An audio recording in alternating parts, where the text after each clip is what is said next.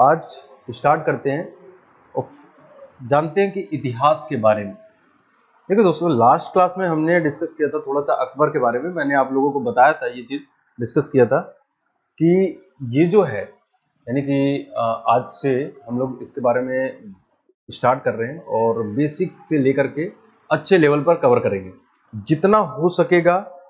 जिस इस क्लास में आप लोगों को बताया जाएगा और जहां से आपके क्वेश्चन बनते होंगे, चाहे वो आप दिल्ली पुलिस की तैयारी कर रहे हों, चाहे आप एसएससी की तैयारी कर रहे हो, सीजीएल की तैयारी कर रहे हो, एससीएचएसएल की, या फिर आप स्टेट पीसीएस की तैयारी कर रहे हो, तो सारी चीजों को हम लोग धीरे धीरे करके कवर करते रहेंगे। अब इसी में अगर हम बात करें या स्टार्टिंग किया जाए इसकी, तो देखिए क्या है, हिस्ट्री जो है दोस्त वो है आपका 3 भागों में डिवाइड है। यानी अगर आप लोगों को मैं बताता जाऊं तो एक तो है आपका प्री हिस्टोरिक पीरियड, देखेंगे अगर आप जैसे स्लाइड में, प्री हिस्टोरिक पीरियड जो है प्रागैतिहासिक काल, सेकंड है प्रोटो हिस्टोरिक पीरियड और थर्ड है आपका हिस्ट्री। यानी कहने का मतलब ये है कि हम लोग पढ़ते हैं कि हिस्ट्री मिडाइवल है, एंशिएंट है, मॉडर्न, या एंशिएंट, मिडाइवल और मॉडर्न, ये सारी चीजें हम लोग पढ़ते हैं। आज आप लोगों को मैं बेसिक अगर नॉलेज दूं या बेसिक बातें बताऊं तो आप देखेंगे कि अभी तक हमने पढ़ा एंशिएंट, ठीक है, मिडाइवल, ठीक है, और उसके बाद एक है आपका मॉडर्न। तो 3 हिस्ट्री के हमने यहाँ कहें 3 पार्टों को हमने पढ़ा है या बहुत बार सुना है। लेकिन अब ये क्या है कि जो आपका अब अगर देखें तो ये आपका जो है ये तीनों अलग अलग है। एक्चुअल में ये एंशिएंट हिस्ट्री का ही एक पार्ट है। प्री हिस्टोरिक, प्रोटो हिस्टोरिक, ये दोनों जो है वो एंशिएंट हिस्ट्री का ही पार्ट है। जैसे अब देखिए, एक बार मुझे बताते भी जाना, आप लोग अगर कोई दिक्कत होगा, कोई समस्या होगी तो बता दीजिएगा। जी जी, ठीक है। देखिए दोस्तों, क्या था कि एंशिएंट हिस्ट्री जब हमारा शुरू हुआ तो एक ऐसा समय आया जब हमारे पास किसी भी प्रकार की जानकारी नहीं थी। जानकारी कहने का मतलब है कि एक एज हुआ करता था, स्टोन एज जिसे कहा गया, यानी पाषाण काल जिसे कहा गया। अब लोग उसमें कैसे कैसे यानी कि ग्रोथ करते गए, या लोगों का होता गया, या फिर समाज से जुड़ते चले गए, इन सब चीजों के बारे में जो जानकारी हमें मिली, खास करके जैसे हम पढ़ेंगे या सुना होगा आप लोगों ने कि पाषाण काल, ठीक है, यानी जिसे बोला जाता है स्टोन एज। अब इस स्टोन एज के बारे में बात करें तो पाषाण काल जो है आपका, ये भी 3 भागों में डिवाइड किया गया। जैसे पुरा पाषाण काल, मध्य पाषाण काल और एक है आपका नव पाषाण काल। यानी पैलेलिथिक पीरियड, मीसोलिथिक पीरियड और आपका न्यूलिथिक पीरियड। अब ये जो न्यूलिथिक यानी कि नव पाषाण काल है, इस काल में आकर के लोगों ने अपने रहने के बारे में, या कहें कि रहना शुरू कर दिया। अभी तक क्या करते थे, वो शिकार करते थे, अब धीरे धीरे वो खेती की तरफ बढ़ना शुरू कर देते हैं। अब जब खेती की तरफ बढ़ने लगे तो कहीं ना कहीं लोगों को स्थिरता आना शुरू हुआ। इसी पीरियड को नव पाषाण काल के बारे में बताया गया। अब इसी में आए तो इसी के बाद एक आता है आपका ताम्र पाषाण। ताम्र पाषाण, अब ये ताम्र पाषाण काल जो था आपका, यानी इसी को बोलते हैं आपका ताम्र, मतलब तांबा जिसे कॉपर बोलते हैं, और पाषाण मतलब स्टोन। तो आप समझे कि ये क्या हुआ कि तांबा यानी कि एक ऐसी धातु, एक ऐसा मेटल जिसे हम लोग तांबे के नाम से जानते हैं, और पाषाण यानी कि अभी हम लोग पढ़ रहे हैं आपका पत्थर का काल, या कहें कि स्टोन एज। अब इसमें यह मत समझना कि पत्थर का क्या मतलब है कि पत्थरों पर क्या होगा, क्या इस समय लोग पत्थर के हुआ करते थे, तो नहीं। ये जो आपका पाषाण काल है, इसके बारे में हमारे पास जो जानकारी मिली वो स्टोन के बारे में, या कहें कि आपके स्टोन से या अलग अलग जगहों से खास करके जानकारी मिलती है, जिसे हम लोग आपका पूरा पाषाण काल कहते हैं। अब ये जो पाषाण काल था या कहें कि उसके बाद प्रोटो हिस्टोरिक पीरियड आया। तो अब प्रोटो हिस्टोरिक पीरियड में एक चीज और समझिए, प्री हिस्टोरिक पीरियड में क्या होता था कि यहां पर लोगों के पास जानकारी तो थी, लेकिन हम आप इसे पढ़ नहीं पाते थे, यानी सॉरी पढ़ नहीं सकते थे, कहने का मतलब इसके बारे में हमारे पास खास करके जानकारियां नहीं थी। लेकिन जैसे हम प्रोटो हिस्टोरिक पीरियड में आए तो हमारे पास जानकारियां तो थी, लेकिन हम इसे पढ़े नहीं पाए। ऐसी ऐसी चीजें लिखी गई, जैसे मान लीजिए कि हम अगर बात करें इंडस वैली सिविलाइजेशन, सिंधु घाटी सभ्यता के बारे में, कि सिंधु घाटी सभ्यता क्या थी, उसके बारे में जो चीजें वहां पर लिखी गई, वहां की लिपियां जिसे भावचित्रात्मक या पिक्टोग्राफ कहा गया, तो इसके बारे में भी हमारे पास कोई ऐसा व्यक्ति ऐसा नहीं आया, कोई ऐसा इतिहासकार नहीं आया जो एक्चुअल में बता सके कि ये उस समय की चीजें ऐसे ऐसे लिखी गई। तो उसी को कहा जाता है आपका आद्य ऐतिहासिक काल या प्रोटो हिस्टोरिक पीरियड। अब उसके बाद जैसे हम आगे बढ़ते हैं हिस्ट्री में, तो हिस्ट्री में आपके ये 3 भागों में डिवाइड हो जाता है। अब ये 3 भागों में डिवाइड हुआ, जिसमें आपका एक भाग हुआ एंशिएंट, एक भाग हुआ आपका मिडेवल, और एक भाग हुआ आपका मॉडर्न। अब ये हिस्ट्री का या ऐतिहासिक काल का मतलब क्या हुआ, या इतिहास जो हम लोग पढ़ेंगे या जो पढ़ते हैं, इसका मतलब क्या हुआ? इसका मतलब हुआ कि एक ऐसा पीरियड जिसके समय या जिसके बारे में हमारे पास जानकारियां भी है, और ऐसा पीरियड जिसके बारे में जानकारी के साथ साथ हम उसे पढ़ भी सकते हैं, इसी पीरियड को ऐतिहासिक काल का नाम दिया गया।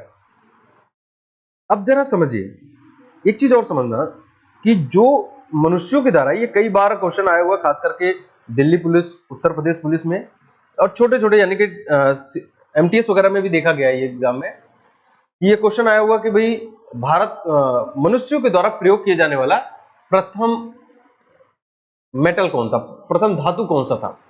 तो वो आपका फर्स्ट मेटल कौन सा होगा? तो वो होगा आपका कॉपर, यानी तांबा। अब देखिए, खास करके अगर हम बात करें तो समझते चलते हैं थोड़ा सा, फिर उसके बाद आगे आप लोगों को मैं बताता चलूंगा कि जो आपका इतिहास हुआ करता था दोस्त, इस ऐसे हिस्ट्री में जिसमें मनुष्य एक जगह से दूसरे जगह घूमते रहते थे, एक जगह से दूसरे जगह अपना जीविकोपार्जन चलाने के लिए वर्क करते थे, जैसे हमने अभी बात किया कि जिसे प्री हिस्टोरिक पीरियड कहा करते थे। फिर उसके बाद लोगों के अंदर डेवलपमेंट आया, वो एक जगह रुकना शुरू कर दिए, आपके स्टोन एज से हट करके, यानी कि वो प्रोटो हिस्टोरिक पीरियड में आ गए, जिसे प्रागैतिहासिक काल का नाम दिया गया। अब हिस्ट्री की बात करें तो हिस्ट्री में आपके मिडेवल और मॉडर्न, जो मिडेवल की आपके लगभग शुरू होगी 705 से लेकर के, ठीक है। अब इसी में हमें पढ़ना क्या क्या है या हमारे लिए क्या क्या इंपॉर्टेंट बन जाते हैं, जहां से हमारे लिए लगभग क्वेश्चन बहुत ज्यादा मात्रा में कवर किए जाते हैं। जैसे अभी एग्जाम में आया हुआ है, 2-3 एग्जाम में देखा गया कि एंशिएंट इंडिया से क्वेश्चन पूछे गए, कुछ मॉडर्न इंडिया से पूछा गया। तो क्या होता है कि आपको यह समझना पड़ेगा कि आप किस चीज की एग्जाम की तैयारी कर रहे हैं। जिस एग्जाम की आप तैयारी कर रहे हैं वहां से क्वेश्चन आपको बनाना पड़ेगा।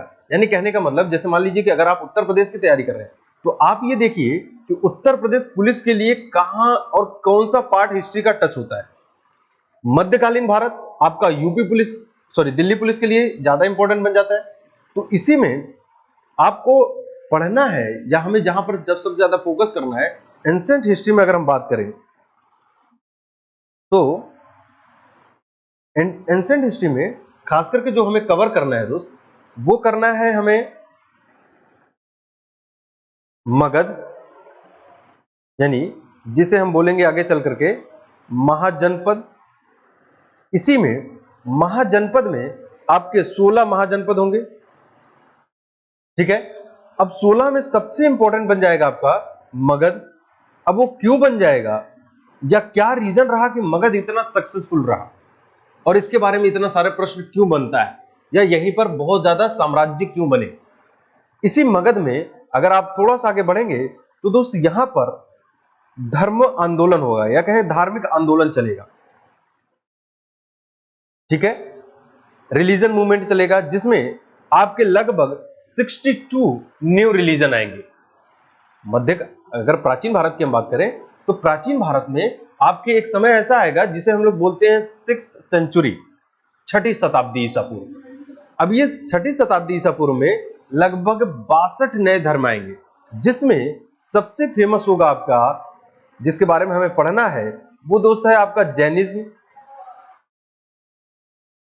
वो है आपका बौद्धिज्म, ठीक है, बौद्धिज्म। तो जैनिज्म, बौद्धिज्म यानी कि जैन धर्म और बौद्ध धर्म, ये सबसे ज्यादा फेमस उस समय के धर्म होंगे, जहां से आपके यानी महावीर स्वामी का नाम सुना होगा आप लोगों ने, महावीर स्वामी के बारे में पढ़ेंगे। बौद्ध धर्म के बारे में पढ़ेंगे कि गौतम बुद्ध के द्वारा ये धर्म की स्थापना किया गया। इन सब चीजों को पढ़ते हुए हम लोग आगे आएंगे मौर्य साम्राज्य पर, जो कि इतिहास का, खास करके प्राचीन इतिहास का एक सबसे इंपॉर्टेंट टॉपिक बन जाता है आपका मगध में, मौर्य डायनेस्टी या मौर्यंस। अब ये मौर्य साम्राज्य क्या हुआ करता है, या फिर यहां पर इतना ये फेमस क्यों हुआ, इतना प्रसिद्ध क्यों हुआ ये मौर्य साम्राज्य, जिसमें हम लोग पढ़ेंगे अशोक के बारे में कि अशोक ने कैसा किया, या कलिंग का युद्ध हुआ जो सबसे फेमस युद्ध हुआ उसका 261 बीसी में। और ये भी प्रश्न आता है दोस्त कि 261 बीसी में जब यानी कलिंग का युद्ध हुआ तो वो इसके राजा बनने के कितने साल बाद हुआ, जो सबसे ज्यादा प्रश्न पूछे जाते हैं। और उसी में मौर्य साम्राज्य में अशोक इतना फेमस क्यों हुआ, क्या कारण था अशोक का इतना प्रसिद्ध होने का कारण, ये सब भी चीजें हम लोग डिस्कस करेंगे। आज एक टॉपिक हम लोग पढ़ेंगे, लेकिन उससे पहले आप लोगों को मैं एक बेसिक इंफॉर्मेशन देता चलूं कि हिस्ट्री में क्या क्या इंपॉर्टेंस है और कहां कहां से क्वेश्चन बनते हैं या पूछे जाते हैं, ये भी सारी चीजें हम लोग देखते चलेंगे। अब जरा देखें कि हमने बात किया कि अभी तक मौर्य साम्राज्य के बारे में, और मौर्य साम्राज्य के बाद आपका समय आएगा लेटर मौर्य पीरियड, या फिर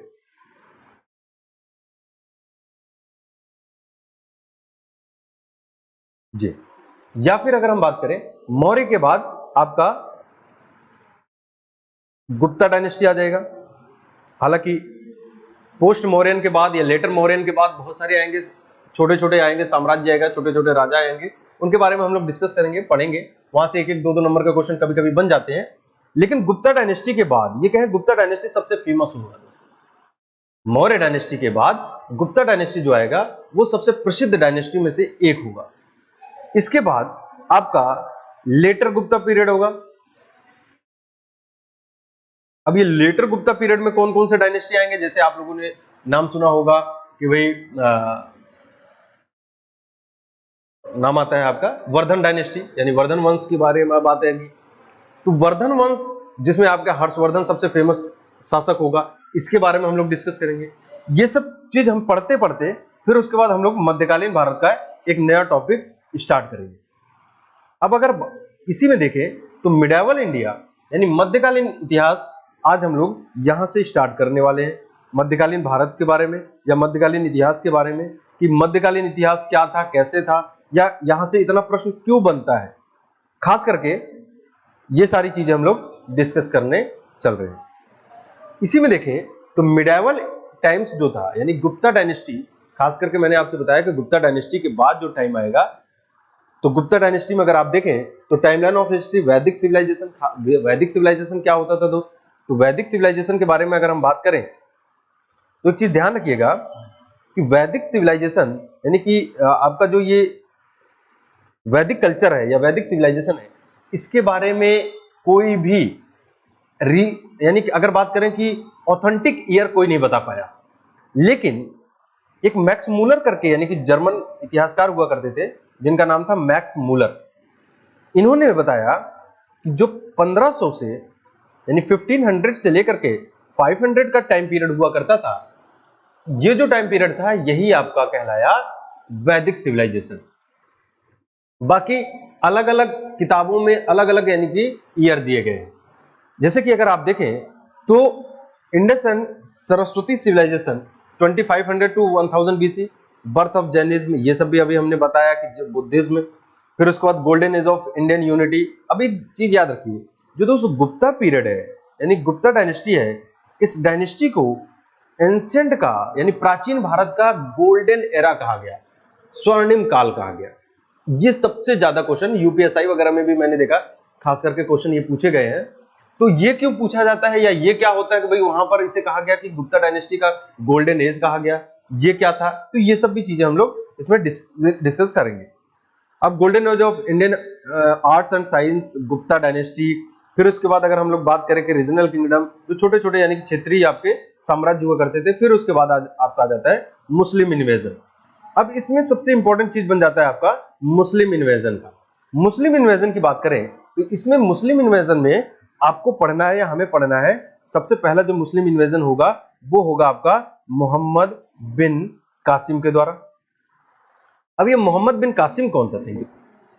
मोहम्मद बिन कासिम कौन था, या मोहम्मद बिन कासिम से क्या प्रश्न बनेगा, क्या क्वेश्चन बनेगा, ये भी हम लोग डिस्कस करेंगे। यहां से भी इंपॉर्टेंट है क्योंकि यहीं से या कहें यही एक आपका पार्ट है जहां से आपके मिडाइवल इंडिया की स्टार्टिंग शुरू हो जाती है, ये भी ध्यान रखिएगा।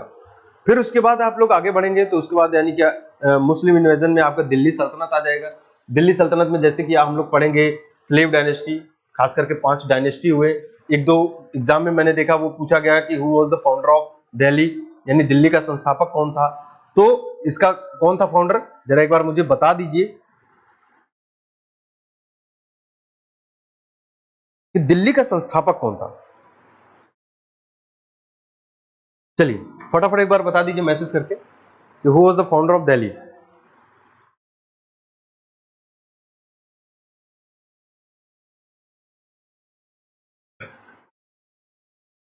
दिल्ली का संस्थापक कौन था?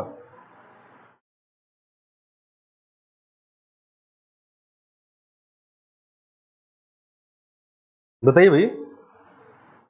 Anangpal, very good Lalit ji, Anangpal Singh Tomar, very good. देखिए क्या है, अनंगपाल तोमर जो है वो 11वीं शताब्दी में इसकी स्थापना करेगा। एक डीआरडीओ में दोस्त क्वेश्चन आया था कि what is the ancient name of Delhi, Delhi का प्राचीन नाम क्या था? तो जल्दी बता दीजिए ये भी कि हाँ, दिल्ली का प्राचीन नाम। राहुल जी, ठीक है, वेरी गुड। अब बताइए कि दिल्ली का प्राचीन नाम क्या था, कौन बताएगा? फटाफट, टाइम नहीं है भाई इतना।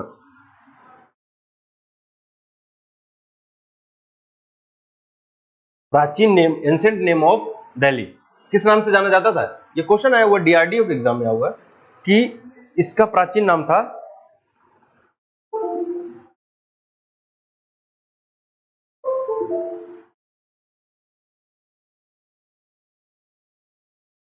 इंद्रप्रस्थ। वेरी गुड, इतना टाइम ना लगाया करो भाई, फटाफट। ठीक है, चलिए आगे बढ़ते हैं।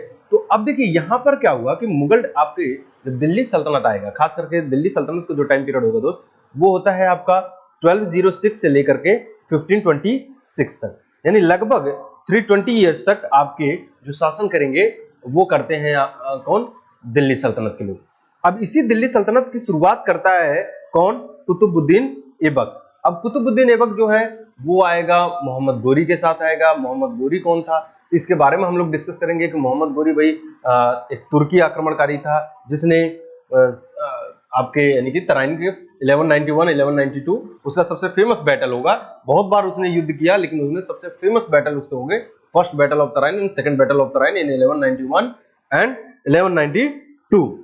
अब इसके बाद आपके यानी कि मोहम्मद गोरी का ही एक सेनापति हुआ करता था जिसका नाम है कुतुबुद्दीन ऐबक। अब ये कुतुबुद्दीन ऐबक आएगा और कुतुबुद्दीन ऐबक के बाद शुरू हो जाएगा आपका दिल्ली सल्तनत। अब दिल्ली सल्तनत की बात करें तो दिल्ली सल्तनत में हमने कहा या हमने डिस्कस किया अभी पढ़ा कि 1206 से लेकर के ये टाइम पीरियड चलेगा आपका कब तक? 1526 तक। देखिए दोस्त, खास करके कुछ इंपॉर्टेंट चीजें मैं आपको बता दूं, जिनका जिनका ईयर मैं बताता जाऊंगा वो याद रखिएगा, वो कई बार क्वेश्चन पूछे गए, ईयर के द्वारा पूछे जाते हैं कि इसका टाइम पीरियड कब से कब तक था, इनका ईयर कब से कब तक था, ये शासक कब से कब तक बना रहा। ठीक है, तो इसमें आएगा आपका सबसे पहला जो आएगा डायनेस्टी वो आता है आपका स्लेव डायनेस्टी, जिसे हम लोग बोलते हैं गुलाम वंश। अब गुलाम वंश की बात करें तो गुलाम वंश जो होगा आपका वो चलेगा 1206 से लेकर के कब तक? 1290 तक, यानी 1206 से लेकर के 1290 तक आपका स्लेव डायनेस्टी चलेगा, जिसमें कुतुबुद्दीन ऐबक, इल्तुतमिश, बलबन, इन सब जैसे यानी कि प्रसिद्ध या रजिया सुल्तान ऐसे फेमस राजाएं या कहें कि ऐसे फेमस शासक पाए जाएंगे। फिर उसके बाद आपका खिलजी डायनेस्टी आ जाएगा जो सेकंड डायनेस्टी होगा। अब खिलजी डायनेस्टी में बात करें तो खिलजी डायनेस्टी में आपका कौन कौन आएगा, जैसे जलालुद्दीन फिरोज खिलजी जो कि फाउंडर है खिलजी डायनेस्टी का। उसके बाद आपके अलाउद्दीन खिलजी आ जाएगा, जैसे अगर आप लोगों ने फिल्म देखा होगा पद्मावत, या आप लोग सुने होंगे पद्मावती के बारे में, तो वो खिलजी डायनेस्टी का ही समय का एक कहानी हुआ करता है। हालांकि समझिए जो खिलजी डायनेस्टी है इस समय आपके जो लिखा गया यानी कि कहानी घटित हुआ है अलाउद्दीन खिलजी के समय में। अब अलाउद्दीन खिलजी का जो टाइम पीरियड है दोस्त वो है 1296 टू 1316, 1296 से लेकर के 1316 तक का टाइम पीरियड है। लेकिन ये कहानी हम लोग किसके द्वारा लिखा गया वो जरा मुझे बता दीजिए कि पद्मावती के या पद्मावती की जो घटनाएं घटित गई या पद्मावती के द्वारा जो भी इतिहास में नाम आया पद्मावती का या अलाउद्दीन खिलजी के बारे में, या स्टोरी जो हम लोगों ने फिल्मों में देखा होगा या सुना होगा या पढ़ा होगा, वो किसके द्वारा लिखा गया। पद्मावती करके किताब लिखा गया, अब वो किसके द्वारा लिखा गया पद्मावती का। 20 सेकंड का टाइम है आप लोगों के पास।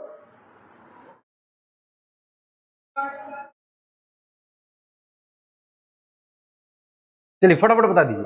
हाँ बिल्कुल ललित जी ऐसे ही बताइए फटाफट कि पद्मावती नामक किताब किसके द्वारा लिखा गया। बहुत इजी है भाई, इतना टाइम नहीं लगना चाहिए।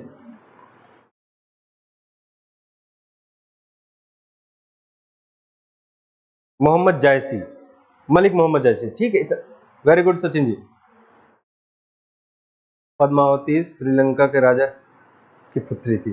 अरे बच्चे मैं ये नहीं पूछा कि कहां की थी, मैंने ये पूछा कि पद्मावती नामक किताब जो लिखा गया वो किसके द्वारा लिखा गया। तो वो लिखा गया मलिक मोहम्मद जायसी के द्वारा, जो कि ये रहेगा शेरशाह सूरी के समकालीन। अब शेरशाह सूरी हम लोग पढ़ेंगे मुगल डायनेस्टी, जब 1540 से लेकर के 1545 तक का जो टाइम पीरियड होगा उस समय आपके शेरशाह सूरी पाया जाएगा। या कहें शेरशाह सूरी उसी समय का है और उसी ने एक किताब लिखा जिसका नाम पद्मावती है और वो स्टोरी इस समय की थी। क्लियर हुआ? चलिए आगे बढ़ते जाएंगे। ऐसे क्वेश्चन जो आएंगे छोटी छोटी क्वेश्चन है, ये सब कई बार पूछे गए क्वेश्चन है, इसलिए मैं आप लोगों को बताता जा रहा हूँ, याद कराता जा रहा हूँ। बाकी जब हम लोग पढ़ेंगे तो इसे डिस्कस करते जाएंगे, तो ऐसी बात नहीं है। अब देखिए यहां पर फिर उसके बाद हमने कहा कि खिलजी डायनेस्टी आएगा। खिलजी डायनेस्टी के बाद 13 बात किया जाएगी, यानी कि 1290 से लेकर 1320 तक खिलजी डायनेस्टी आएगा। अब एक चीज और समझिएगा दोस्त, ये 30 साल तक ही शासन कर पाएंगे खिलजी वंश के लोग। हालांकि खिलजी वंश जो है ये गुलाम, इनके वंशज जो थे वो गुलाम हुआ करते थे दिल्ली सल्तनत के समय के लोगों को, यानी खास करके मोहम्मद गोरी वगैरह के। जैसे बख्तियार खिलजी है, जो बख्तियार खिलजी आएगा वो बख्तियार खिलजी ही है जिसने नालंदा विश्वविद्यालय यानी नालंदा यूनिवर्सिटी को डिस्ट्रॉय किया था। ठीक है, जो बिहार में पाया जाता है नालंदा यूनिवर्सिटी, उसको डिस्ट्रॉय करने वाला कौन था? उसका नाम था बख्तियार खिलजी। उन्हीं के ही वंशज होते हैं जलालुद्दीन खिलजी और उसके बाद आपके अलाउद्दीन खिलजी वगैरह। तो चलिए जरा मुझे बता दीजिए, हम लोग आगे बढ़ रहे हैं तो उससे पहले बता दीजिए कि भाई नालंदा यूनिवर्सिटी की इस्टेब्लिशमेंट किसने कराया था, इसकी स्थापना किसने किया था? नालंदा विश्वविद्यालय, जो कि भारत का सबसे एंशिएंट यूनिवर्सिटी माना जाता है। ठीक है, फटाफट बताइए। दूसरी चीज अगर हम बात करें तो खिलजी डायनेस्टी के बाद आपका आएगा तुगलक डायनेस्टी। तुगलक डायनेस्टी दोस्त आपका टाइम पीरियड जो है वो 1320 से लेकर के ये आपका 1398 तक चलेगा। अब 1398 में ही आपके एक व्यक्ति है जिसका नाम है तैमूर, ये आक्रमण कर देगा भारत में, और 1398 टू 1414 तक वो शासन करेगा भारत में, और फिर वो 1414 यानी 1414 में भारत से जाने लग जाएगा। तो इसी समय उसने एक व्यक्ति को दिल्ली देके चला गया जिसका नाम था खिज्र खान। अब ये जो खिज्र खान होगा, खिज्र खान ने एक नए डायनेस्टी की एस्टेब्लिशमेंट करेगा जिसका नाम रखा जाएगा Syed dynasty, Kumaragupta. Very good, ठीक है। कुमारगुप्त, जब हम लोग एंशिएंट इंडिया पढ़ेंगे गुप्ता डायनेस्टी, तो उस समय पढ़ेंगे कि कुमारगुप्त नामक एक व्यक्ति था जिसने नालंदा यूनिवर्सिटी की एस्टेब्लिशमेंट किया था। Very good. अब ये खिज्र खान ने क्या किया, सैयद डायनेस्टी की एस्टेब्लिशमेंट किया दोस्त। तो ये सैयद डायनेस्टी आपका 1414 से लेकर के 1451, ठीक है, लगभग 37 ईयर्स तक का इसका साम्राज्य रहेगा। इसके बाद सैयद डायनेस्टी के बाद जो आपका पांचवा डायनेस्टी आएगा उसका नाम है आपका लोधी डायनेस्टी। ठीक है, इसी लोधी डायनेस्टी में एक व्यक्ति है जिसका नाम है बहलोल लोदी। अब ये बहलोल लोदी जो है, यही आपका क्या करेगा, एक नए डायनेस्टी की स्टैब्लिशमेंट करेगा, जिसको बहलोल लोदी के नाम से, सॉरी, लोदी डायनेस्टी के नाम से जाना गया। अब लोदी डायनेस्टी में बहलोल लोदी, फिर उसके बाद उसका बेटा सिकंदर लोदी, इसी सिकंदर लोदी के द्वारा जो सबसे इंपॉर्टेंट क्वेश्चन बनेगा 1504 में, ध्यान रखिएगा, 1504 में एक नए डायनेस्टी की स्टैब्लिशमेंट होगा, सॉरी 1504 में एक नए जगह की स्थापना होगा जिसका नाम पड़ा आगरा। ये सबसे इंपॉर्टेंट क्वेश्चन, या कहे बहुत बार क्वेश्चन यहां से बनता है कि who was the founder of Agra, या who created Agra city. Agra शहर की स्थापना किसने किया, तो उसका नाम है आपका सिकंदर लोदी। कब किया था, 1504 में। अब ये 1504 के बाद, यानी लगभग 1-2 साल के बाद, यानी 2 साल के बाद 1506 में इसने अपनी कैपिटल बना लिया आगरा को।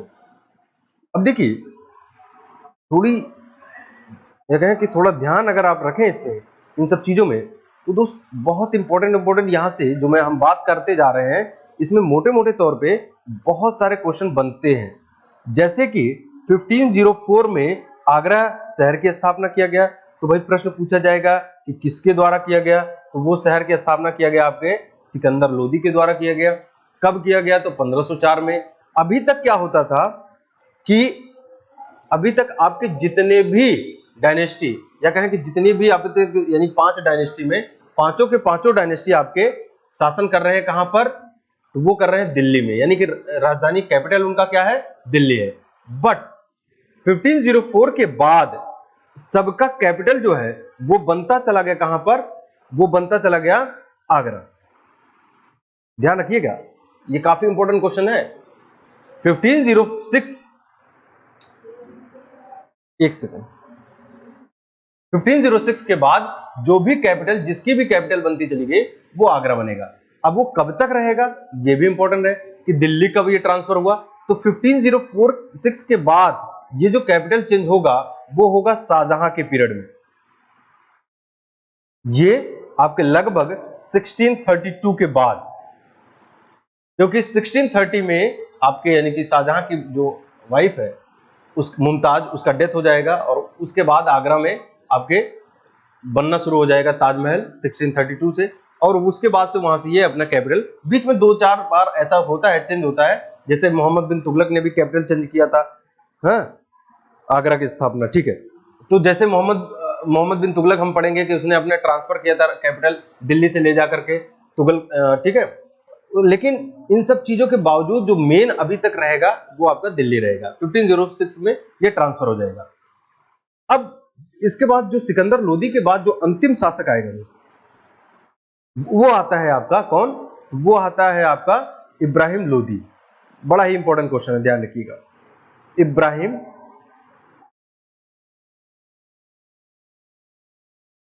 लोदी, इब्राहिम लोदी जो होगा, ध्यान रखिए, इब्राहिम लोदी, ये सबसे इंपॉर्टेंट क्वेश्चन है। इब्राहिम लोदी आपका लोदी डायनेस्टी का अंतिम शासक है। एक तो याद रखिएगा, he was last ruler of Lodi dynasty. Second, he was last ruler of Delhi सल्तनत। मैंने आपसे बताया था कि भाई 5 डायनेस्टी होंगे दिल्ली सल्तनत में, जिसमें हमने पढ़ लिया भाई स्लेव डायनेस्टी, उसके बाद आपका खिलजी डायनेस्टी, उसके बाद आपका सैयद डायनेस्टी, उसके बाद आपका तुगलक डायनेस्टी, फिर सैयद डायनेस्टी, फिर उसके बाद आपका लोदी डायनेस्टी। तो दिल्ली सल्तनत का ये अंतिम होगा। दूसरी चीज, ये लोदी डायनेस्टी का अंतिम शासक होगा। इसके बाद इसी के साथ 21 अप्रैल, अगर आप लोगों को लास्ट क्लास का याद हो तो हमने अकबर के बारे में पढ़ा था, तो 21 अप्रैल 1526 में एक बैटल हुआ जो लड़ा गया पानीपत में, जिसे कहा गया फर्स्ट बैटल ऑफ पानीपत। इसी फर्स्ट बैटल ऑफ पानीपत में इब्राहिम लोदी की हत्या हो जाएगी, और यहीं से आपके मुगल डायनेस्टी की स्टैब्लिशमेंट हो जाएगी। तो भाई हमने डिस्कस किया था कि 1206 से लेकर के 1526 तक आपका क्या होगा, तो वो चलेगा आपका दिल्ली सल्तनत। अब इसके बाद मुगल डायनेस्टी आ जाएगा, ठीक है। तो ये देखिए, जैसे कि golden age of arts and culture, ठीक है, समुद्रगुप्त यानी गुप्ता डायनेस्टी का होगा, ये सारी चीजें एंशिएंट की पार्ट है, ये सब चीजें हम लोग पढ़ेंगे। अभी के लिए आप अर्ली मिडावल पीरियड अगर आप देखें तो 50 to 1206, यानी हमने बात किया था कि जो आपका ये जो पीरियड है दोस्त, खास करके 650 वाला, यहां से 1206 तक, यानी कि जब तक आपके दिल्ली सल्तनत की स्थापना नहीं हुई है या दिल्ली सल्तनत नहीं आया है, तब तक का जो पीरियड होगा वो अर्ली मिडेवल पीरियड माना जाएगा। ठीक है, अर्ली मिडेवल पीरियड का टाइम होगा। अब इसी में आपके वर्धन डायनेस्टी होगा, राजपूत वगैरह जो थे यानी कि वर्धन वंश वगैरह के, ये सब इन लोगों के बारे में हम लोग पढ़ेंगे। जैसे कि अगर आप लोग देखिए इन सब चीजों का भी, हाँ एक बार मैं देख लूं सर, शुरू कर दो पढ़ाई 712 से। अच्छा 712 से, ठीक है करेंगे, बैटल ऑफ फर्स्ट, ठीक है। हाँ सचिन जी करेंगे, 712 से ही स्टार्ट करेंगे। बस थोड़ा सा भी इंट्रो देता जाऊं मैं, कहां से क्या क्या हमें पढ़ना है, फिर उसके बाद इसमें पढ़ते हैं। अब देखिए जैसे कि अगर आप लोग इसका स्क्रीनशॉट भी ले सकते हैं, जो आप देख रहे हैं कि चौहान या ऑफ दिल्ली या अजमेर, फिर उसके बाद आपके प्रतिहार हो गए, फिर आपके परमार हो गए, चालुक्य हो गए, राष्ट्रकूट हो गए, ठीक है। इन सब जितने आपको डायनेस्टी ये आपको दिख रहा है, ये सब आप लोग इसका स्क्रीनशॉट लेकर के इसके बारे में आप लोग देखते रहेंगे, पढ़ते रहेंगे कि फाउंडर कौन था, इसका कैपिटल क्या था, इसका पीरियड एक बार मोटे मोटे तौर पे, हालांकि वो टाइम पीरियड पूछता नहीं, ध्यान रखिएगा, ज्यादातर इसका टाइम पीरियड नहीं पूछेगा, लेकिन आप लोग इसका कैपिटल और फाउंडर जरूर याद रखिएगा, ये कई बार पूछे गए हैं दोस्त। ठीक है, ये सब देखिए। अब आप लोगों को जैसे एक प्रॉब्लम था बाइलिंगुअल का, तो वो भी सॉर्ट होता जाएगा कि हम लोग बाइलिंगुअल इसे डिस्कस करते जाएंगे। देखिए फिर उसके बाद अगर आप देखें तो साउथ भारत का एक दक्षिण भारत में आपके 750 से 1150 के बीच में, यानी कि जो टाइम पीरियड उस समय का था, खास करके अगर हम इधर देखें तो राजधानी आपकी जो हुआ करती थी, यानी किसका, पाल्स लोगों का, तो वो आपका मुंगेर यानी बिहार। फिर उसके बाद गोपाल ने इसकी इस्टेब्लिशमेंट किया था। इन सब चीजों के बारे में पृथ्वीराज चौहान, जैसे कि देख सकते हैं आप लोग, ठीक है, प्रतिहार डायनेस्टी, ठीक है, राष्ट्रकूट। फिर उसके बाद आपके पृथ्वीराज चौहान के बारे में सबसे इंपॉर्टेंट हो जाएगा, क्योंकि पृथ्वीराज चौहान ने ही आपके फर्स्ट बैटल ऑफ तराइन और सेकंड बैटल ऑफ तराइन के बीच में, सर कुछ हिंदी में भी बता दो, ओके तन्नू, ठीक है बच्चे, मैं तो ज्यादातर हिंदी यूज कर रहा हूँ, बट कोई दिक्कत नहीं, मैं हिंदी में यूज कर रहा हूँ, चलो ठीक है। तो अब क्या है कि पृथ्वीराज चौहान जो थे, यहां से दो चीजें याद रखिएगा दोस्त। पृथ्वीराज चौहान के बीच में 1191 1192 यानी 1191 और 1192 ईस्वी का जो समय था, ठीक है, ये आपका लड़ा गया फर्स्ट बैटल ऑफ तराइन, यानी तराइन का पहला युद्ध था। फिर उसके बाद ये तराइन का द्वितीय युद्ध था। ये सबसे ज्यादा बार पूछा जाता है, खास करके आपके एग्जाम में, चाहे वो आप यूपी से रिलेटेड, दिल्ली से रिलेटेड या एसएससी से रिलेटेड, क्योंकि तराइन का युद्ध के बारे में मैंने देखा है एग्जाम में आए हुए बहुत बार ये क्वेश्चन रिपीट होते हैं। तो याद रखिएगा कि तराइन का ये भी हम लोग पढ़ेंगे जब मध्यकालीन अभी शुरुआत करेंगे, तो इसके बारे में हम लोग पढ़ते चलेंगे। अब दूसरी चीज देखें कि जयचंद जो कि एक गढ़वाल वंश का हुआ करता था, सबसे ज्यादा आजकल जो प्रश्न पूछे जाते हैं दोस्त, वो उसके वंश के बारे में पूछा जाता है। तो यहां से एक चीज याद रखिएगा, देखिए जयचंद जो था उसके साथ मोहम्मद गोरी की 1194 यानी 1194 में चंदावर का युद्ध हुआ था।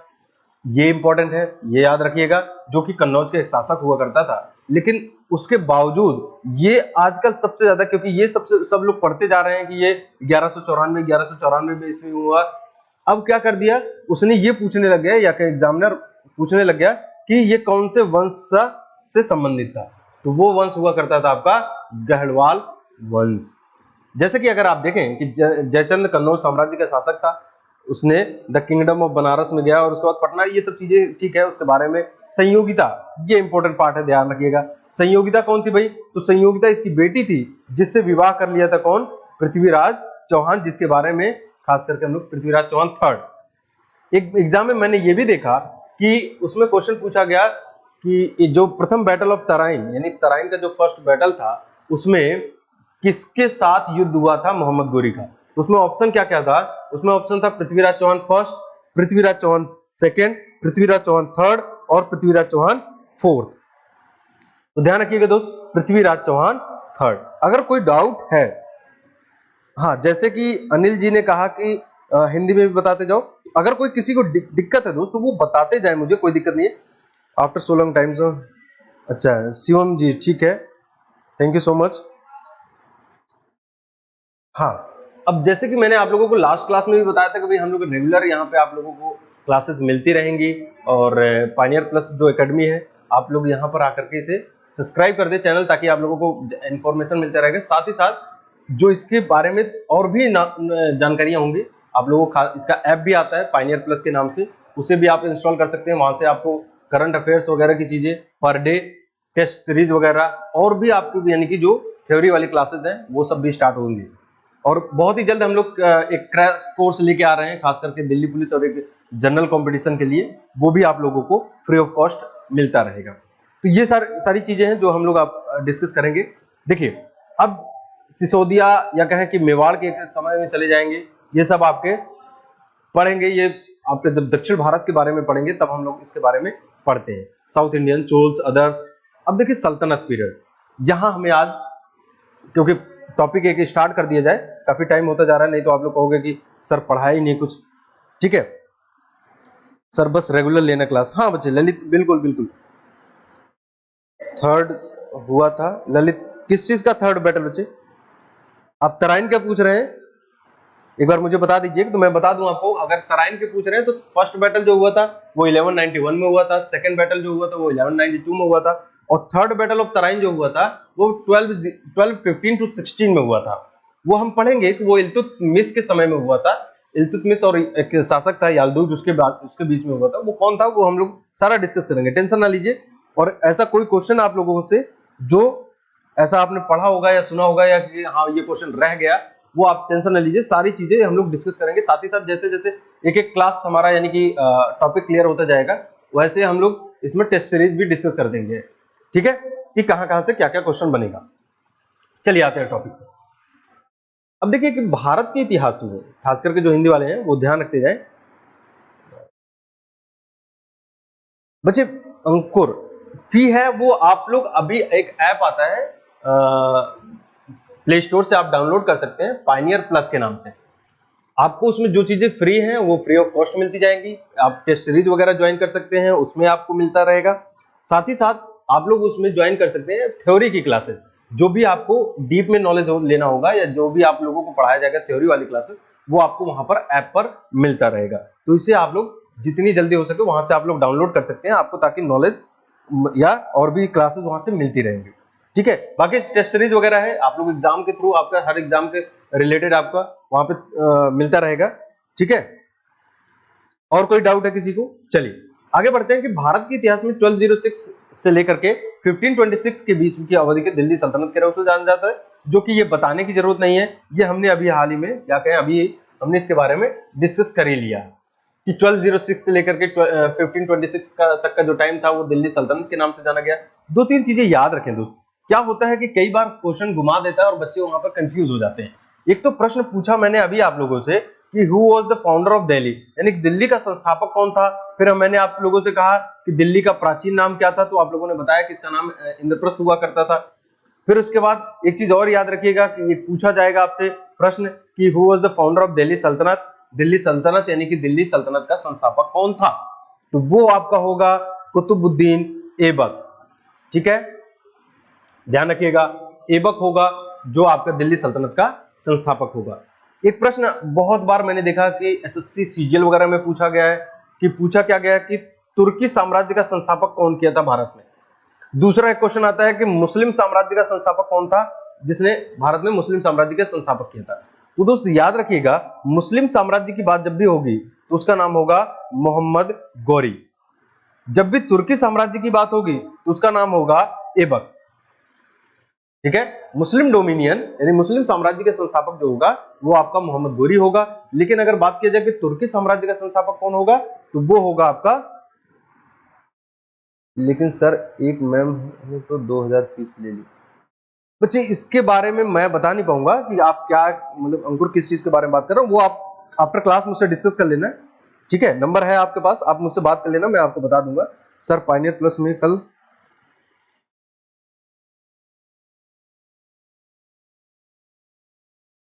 ओके ओके, कोई दिक्कत नहीं बच्चे।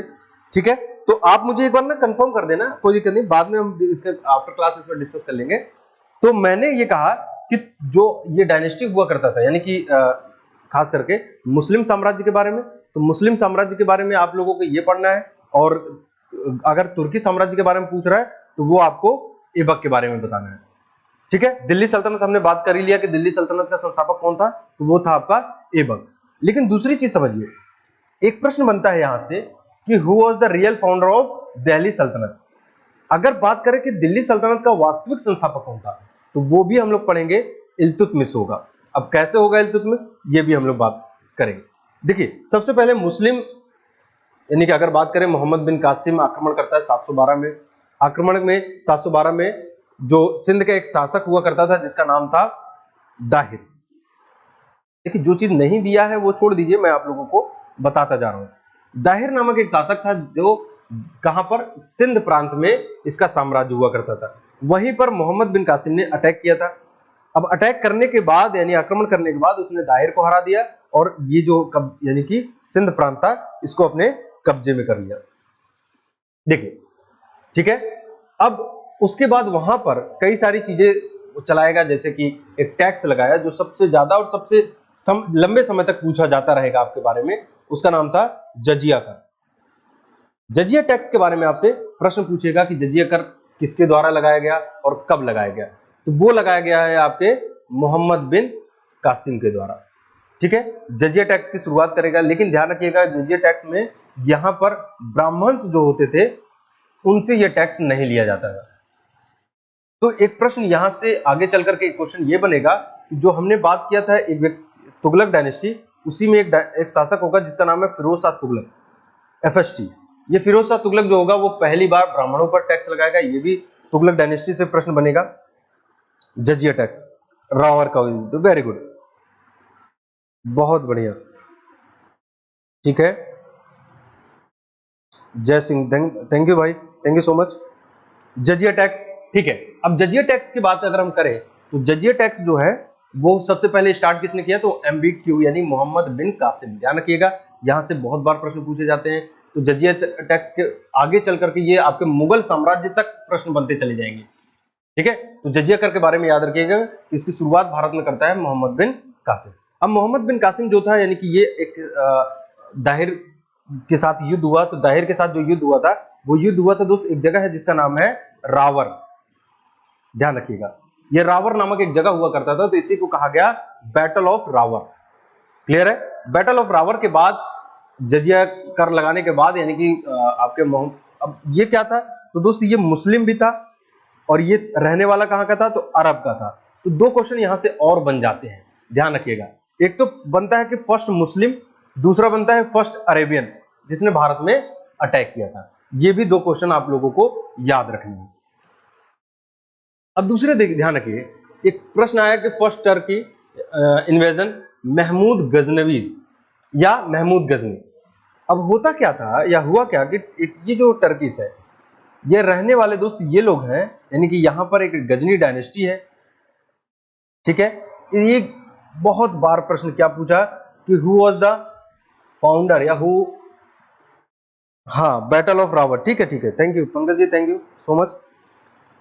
तो क्या क्वेश्चन क्या बनेगा कि इंडिपेंडेंट गजनी डायनेस्टी की एस्टेब्लिशमेंट किसने किया था, स्वतंत्र गजनी साम्राज्य की स्थापना किसने किया था, तो एक व्यक्ति है जिसका नाम है दोस्त अल्पतगीन।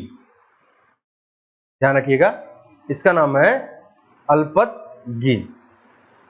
इसने, अल्पतगीन ने गजनी डायनेस्टी की एस्टेब्लिशमेंट किया था, एक स्थापना किया था, और वो किया था कहां पर, तो ये तुर्क देश है गजनी, यहीं पर इसकी स्थापना हुई। इसके बाद यहां पर राजा बनेगा जिसका नाम है सुबुक्तगीन।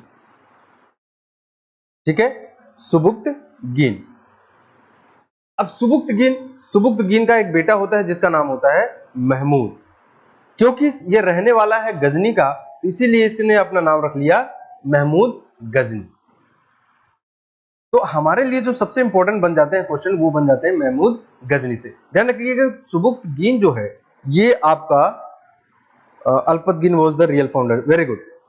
तो ये जो सुबुक्तगीन है, ये सुबुक्तगीन भारत में अटैक करने वाला फर्स्ट टर्किस होगा, यानी पहला तुर्की आक्रमणकारी जो होगा वो होगा आपका सुबुक्तगीन। इसके बाद महमूद गजनी होगा, जैसा कि अगर आप देखें इसमें पढ़ेंगे तो 27 वर्ष की उम्र में सुल्तान के रूप में उसने उपाधि पाने के बाद पहले शासक जिसका अर्थ या अधिकार होता है। देखिए एक चीज याद रखिए, यहाँ पर मैंने आप देखेंगे तो ये जो कॉमा में लिखा गया है, यहाँ से कई बार एक दो प्रश्न बने हैं। क्या बना है? क्वेश्चन आता है कि वह कौन सा प्रथम शासक था जिसने सुल्तान की उपाधि धारण की। तो सुल्तान की उपाधि धारण करने वाला वो पहला शासक होगा आपका महमूद गजनी। तो प्रश्न ये बना कि भाई महमूद गजनी जब सुल्तान बना तो उससे पहले वहां पर किस नाम से लोग जाने जाते थे? तो वहां पर जो नाम हुआ करता था वो नाम था आपका खलीफा। ध्यान रखिए, वहां पर खलीफा।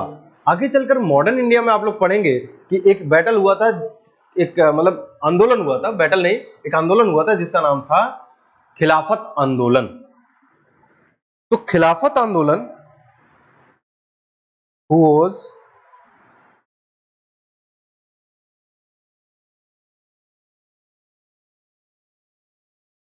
कहां, क्या क्वेश्चन क्या पूछ रहे हैं मुझे?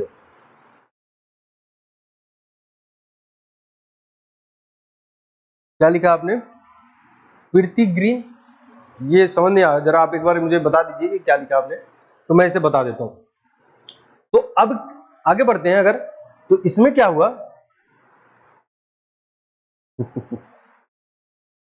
सचिन जी देखो क्या है ना बच्चे, पिक्चर बनाकर मैं पढ़ा देता, लेकिन क्या है ना कि अभी हमारे पास मतलब ये जो जगह है वो बहुत कम है। मैं पिक्चर बना करके आप लोगों को जब आप ऐप में आएंगे तो वहां पर आपको जो क्लास मिलेगी वो आपको बाकायदा बोर्ड पर मिलेगी, ठीक है? तो उसमें जब आप बोर्ड पर पढ़ेंगे तो अच्छे से आपको पिक्चर बना करके सारी चीजें जैसे मैं क्लास में पढ़ाया करता था वैसे आपको मिलता रहेगा, टेंशन न लीजिए, ठीक है? बाकी आपको रिकॉल होता रहेगा, ये सारी चीजें एक बार याद होता रहेगा कि हाँ हमने ये सब चीजें पढ़े हैं, ये सारी चीजें पढ़ाया जा रहा है फिर से, तो आप उसकी टेंशन ना लीजिए। जैसे आपको क्लास में पढ़ाया जाता है मैं वैसे ही पढ़ाता हूँ, हर जगह वैसे ही पढ़ाता हूँ, ठीक है?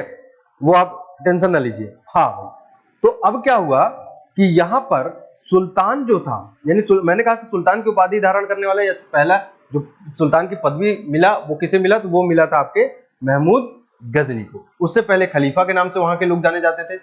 तो अब जरा समझे, तो नेक्स्ट पॉइंट ये बनता है कि भाई महमूद गजनी ने भारत में कुल कितनी बार आक्रमण किया? क्वेश्चन यहां से कई कई बार बनते हैं, ये क्वेश्चन कई कई बार पूछे गए हैं। तो महमूद गजनी ने दोस्त भारत में कितनी बार आक्रमण किया, जरा एक बार बता दीजिए। मैं तब तक ये वर्क कर रहा हूं, इसे इरेज कर रहा हूं। कौन बता रहा है? जल्दी बता दीजिए। How many times? फटाफट दोस्त।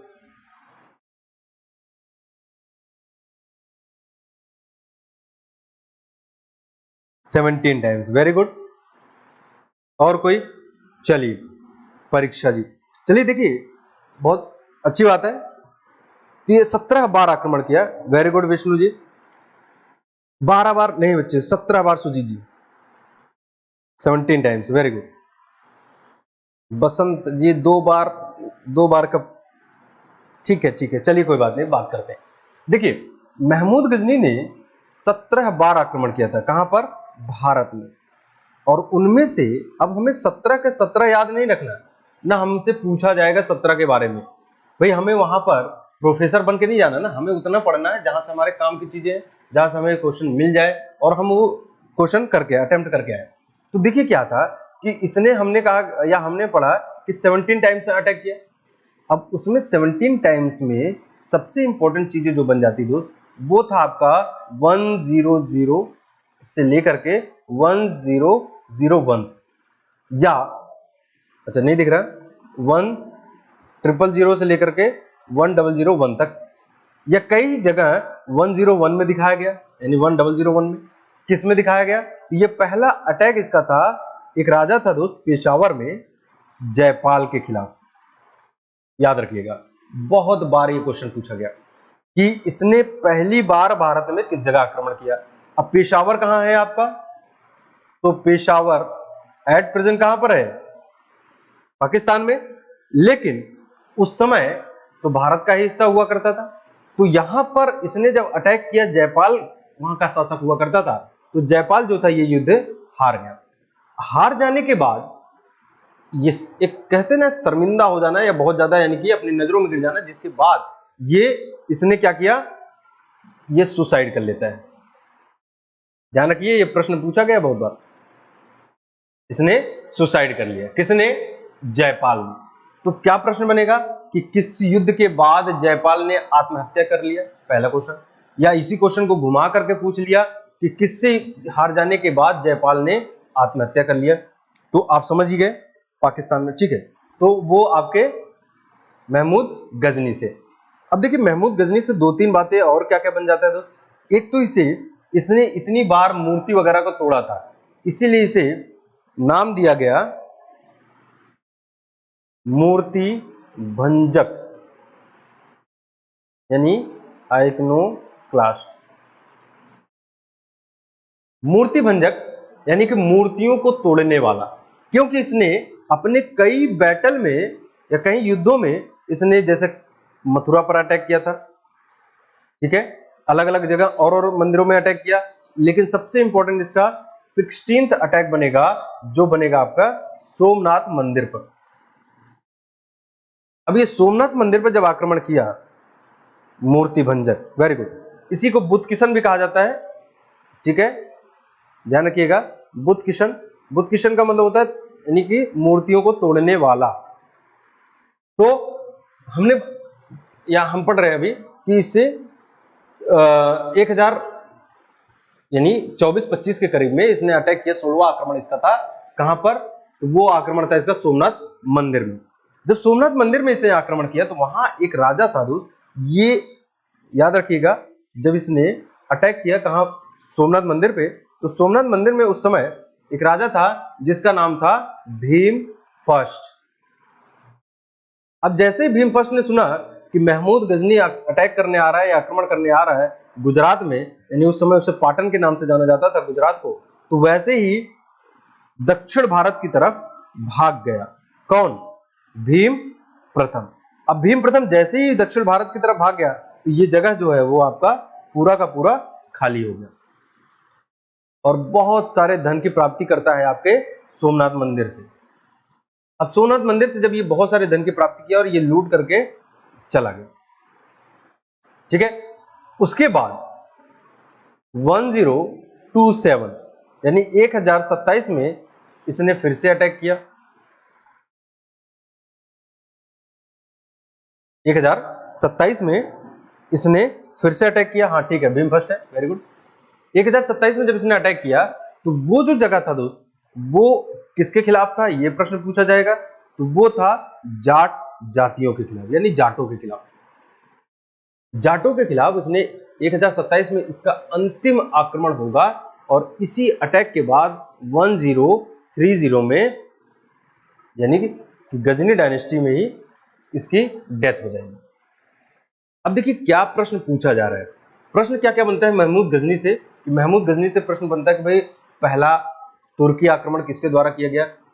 देखिए एक चीज अगर मैं बताऊं तो यहां पर जैसे आप लोग देख रहे हैं महमूद गजनी लिखा हुआ है, he was first Turkey invasion, but ऐसा देखो कई एग्जाम में आपके सुबुक्तगीन को भी माना जाता है, और कई कई ऐसे छोटे एग्जाम है जिसमें आपके महमूद गजनी भी माना जाता है। तो ध्यान रखिएगा कि अगर आपके दो चीजें मैं बता दे रहा हूं कि अगर आपके एग्जाम में महमूद गजनी भी दिया हुआ है और सुबुक्तगीन भी दिया हुआ है, तो मोस्ट प्रोबेबली दोस्त सुबुक्तगीन को लगाना, ठीक है। अगर मान लीजिए कि वहां पर आपके महमूद गजनी दिया है तब तो यही होगा, अगर आपके सुबुक्तगीन दिया हुआ तब तो यही होगा, बात समझ रहे हैं ना। अगर दोनों दिया हुआ है तो वो आपके सुबुक्तगीन ज्यादा ऑथेंटिक, या क्योंकि वो सबसे पहले भारत में अटैक कर चुका था। फर्स्ट इसको जाटों ने लूट लिया था, ठीक है ठीक है, हाँ अर्पित जी वेरी गुड। तो अब उसके बाद, अब उसके आगे की बात नहीं बताओगे अर्पित जी चलिए, तो अब उसके बाद क्या हुआ कि महमूद गजनी से क्या क्या प्रश्न बनते हैं हम उस पर डिस्कस कर रहे थे। हमने कहा अंतिम आक्रमण 1027, वेरी गुड जय सिंह जी। तो अब महमूद गजनी के कितने आक्रमण हुए।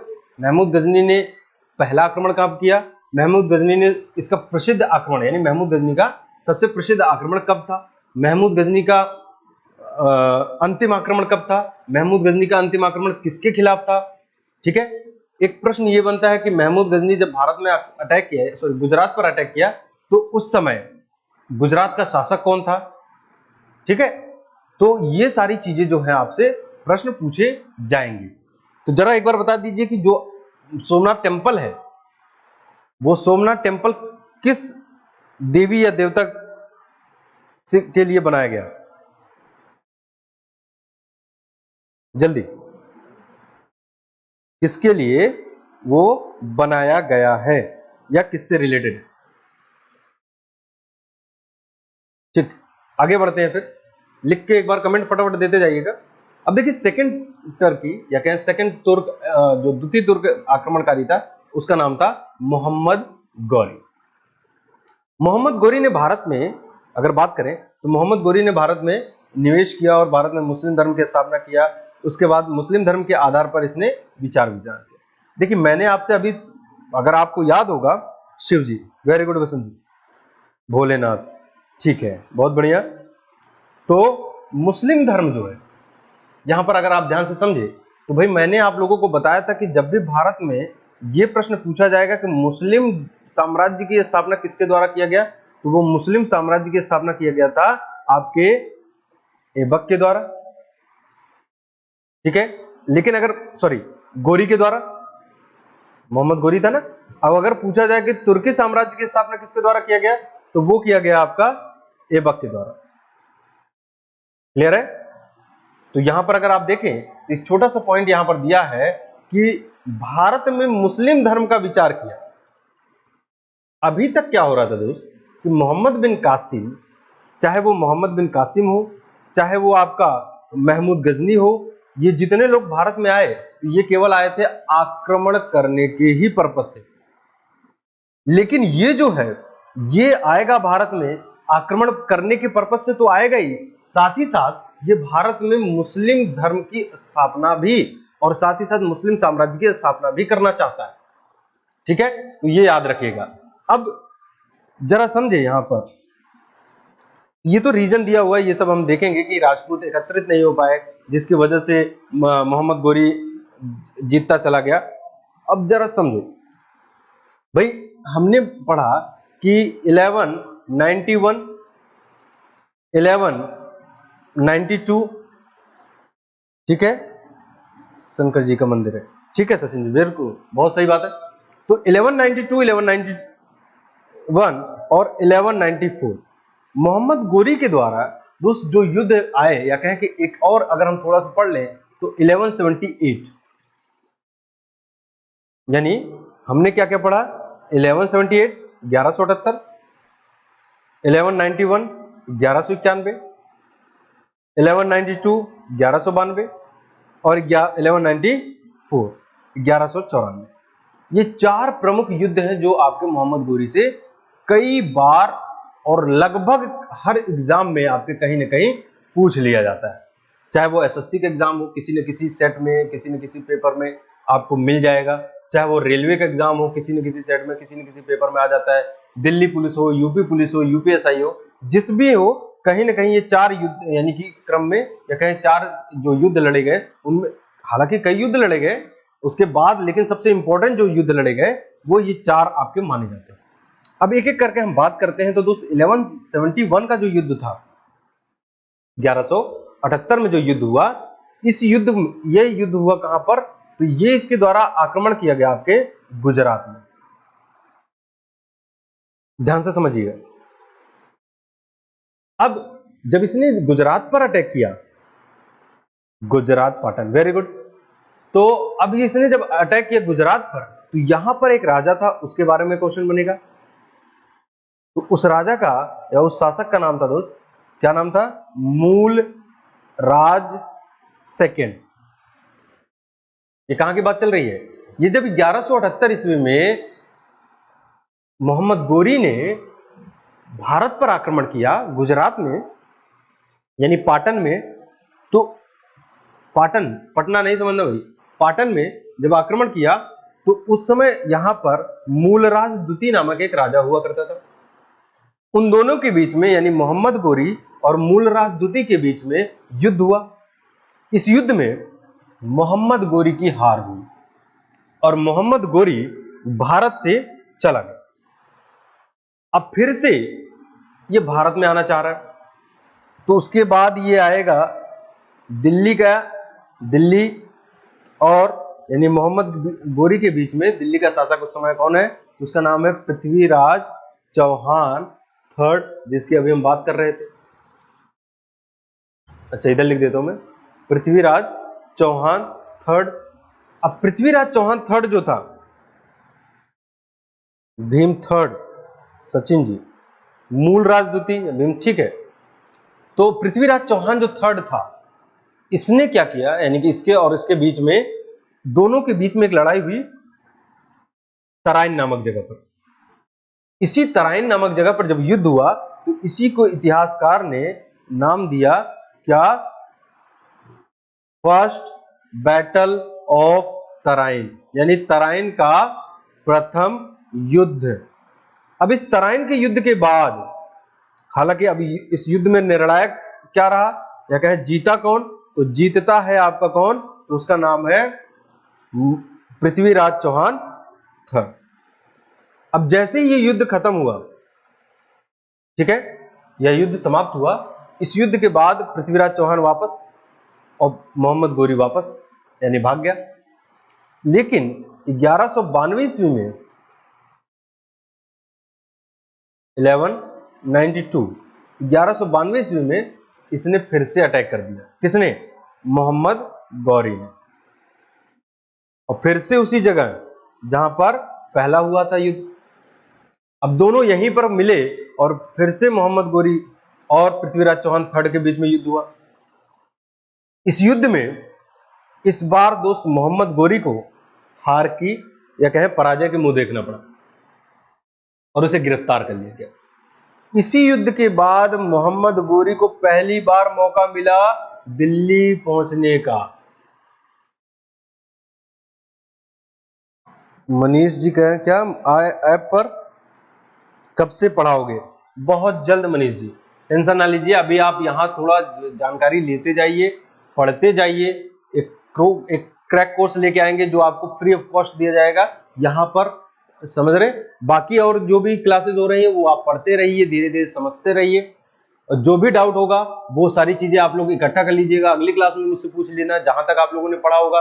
और रही बात ऐप पर आने की, तो वो भी हम लोग स्टार्ट करेंगे, बहुत जल्द ऐप पर स्टार्ट करेंगे, तो वो आपको वहां पर मिलता रहेगा। और वहां पर जो होगा वो आपको क्लासेस पूरा प्रॉपर मिलेंगी। और हालांकि प्रॉपर यहां पर भी मिलेगा, ऐसा मत समझना कि यहां पर नहीं मिलेगा, लेकिन क्या होगा कि वहां पर जैसे अभी किसी ने कमेंट किया था कि सर जैसे आप क्लास में समझाते हैं उस तरीके से ग्राफ बना करके या पिक, मतलब कि मुझे याद नहीं है किसने किया था, किसी स्टूडेंट्स ने किया था, तो आप टेंशन ना लीजिए। जैसे आप वहां पढ़ते थे, जैसे क्लास में पढ़ाया जाता था, या जैसे भी चीजें होती थी, यहाँ भी पूरी कोशिश है आप लोगों को समझाने की। अगर कोई दिक्कत होता है तो आप मुझे जरूर मैसेज करके या फिर आप मुझे यहाँ पे बता सकते हैं। अदरवाइज जो ऐप में आएंगे वो आपको प्रॉपर क्लास के तरीके, जैसे आप लोग क्लास में पढ़े होंगे या जो न्यू है वो आप देखेंगे तो आपको वहां पर मिलता रहेगा। ठीक है, चलिए और कोई दिक्कत, हाँ मनीष जी बिल्कुल आप टेंशन ना लीजिए बच्चे। जो आपका, मैंने आपसे कहा कि जो आपने क्वेश्चन पढ़ा होगा या जो आपके क्वेश्चन पेपर में आते हैं उन्हीं से हमें मतलब है, वहीं से हम डिस्कस करेंगे। हमें इनरिलेवेंट चीजें कोई मतलब नहीं है, क्योंकि हमें ऐसी चीजें कहते हैं ना, बहुत सारी चीजें हमारे माइंड में भरा पड़ा है, हमें उन सब चीजों से मतलब नहीं है। हमें उतना मतलब है कि जहां से हमारा एग्जाम क्लियर हो, जहां से हमें एग्जाम में, हमारे एग्जाम में आए और वो हम क्वेश्चन अटेम्प्ट करके आए। क्योंकि हमें कोई ऐसा नहीं है कि 10-15 किताब पढ़ करके फिर उसके बाद हमें जाकर के वहां प्रोफेसर की डिग्री लेनी है। हमें उतना पढ़ना है जहां से हम क्वेश्चन अटेम्प्ट कर पाए, तो जैसे हमारे इजीली हमें नंबर मिला। हिस्ट्री यकीन मानिए, हिस्ट्री कुछ भी नहीं है, बहुत इजी सब्जेक्ट है, बस शर्ते आप लोगों को कुछ चीजों पर खास करके ध्यान रखना पड़ेगा। वो क्या क्या चीजें हैं कल वो मैं अभी आपको बता दूंगा। खैर, अब अगर आप देखें तो दोस्त हमने बात किया कि 1192 में यानी 1192 ईस्वी में सेकेंड बैटल, ठीक है, सेकेंड बैटल ऑफ तराइन हुआ। इस तराइन के युद्ध में जो पृथ्वीराज चौहान है वो हार जाता है। हारने का कारण अगर आप देखेंगे तो reason for the success of Turks in India, ये आपको दिख रहा है। क्या क्या कारण हुआ तो वो एक बार आप पढ़ लीजिए।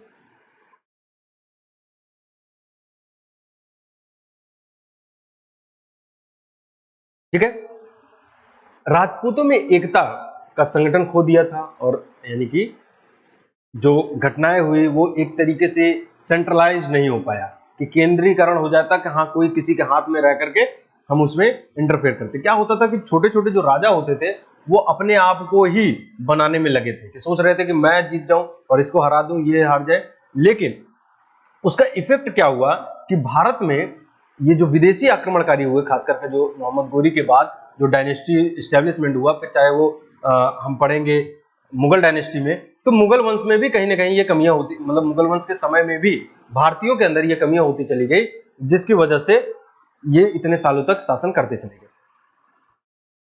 अब देखिए, इसी में अगर आप समझेंगे तो भाई हमने पढ़ा कि मोहम्मद गोरी, क्लियर हुआ ये पार्ट। मोहम्मद गोरी एक बार बता दीजिए कि मोहम्मद गोरी के बारे में जो हमने पढ़ा, तो अगर कोई दिक्कत है 1194 का बता देता हूं मैं एक बार। 1194, तो 1194 में दोस्त एक बैटल हुआ, ये होता है युद्ध आपका कहां पर, चंदावर में, यानी यहां समझ लीजिए एक युद्ध हुआ चंदावर का।